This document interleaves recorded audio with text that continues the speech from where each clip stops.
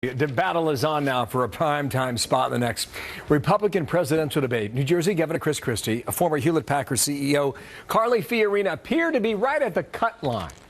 Last month, Christie inching out Fiorina for a spot on the main stage in the first big debate here on Fox. This time, Fiorina's poll numbers have surged since her breakout performance in that first debate. Christie falling behind and trying to regain momentum. You see, Fiorina at 7 on that list, Christie's at 11.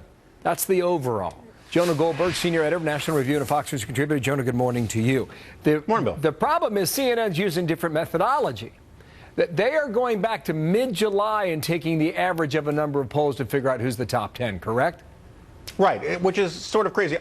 Full disclosure, I wasn't a huge fan of using polls for the Fox debate, but at least the Fox debate made the perfectly rational decision that they were going to use the latest polls.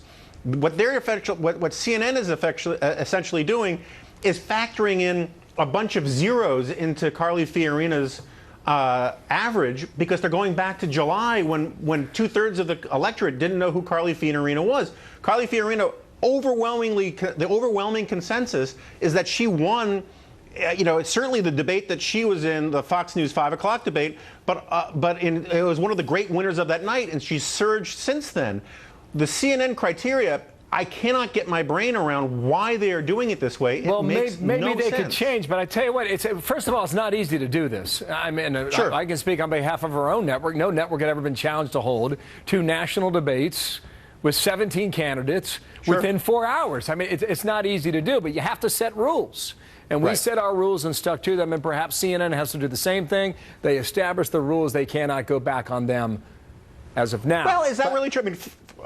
I mean, Fox did change 2 of its criteria at the last minute, and it turned what was going to be a forum into a debate for the kiddie table debate. Well, I mean, we had at 1 o'clock and we moved it to 5 o'clock, and in that respect, you are right. So, yeah, there can be some nimbleness on this. My point is it's not easy. So you're going to have to figure out rules and stick to them. But this is what Fiorina is saying about her chances right now. CNN has made it crystal clear that they'll do anything, even use funny math and nonsensical arguments to keep a critical outsider voice, our voice, off that stage. That kind of goes to your point.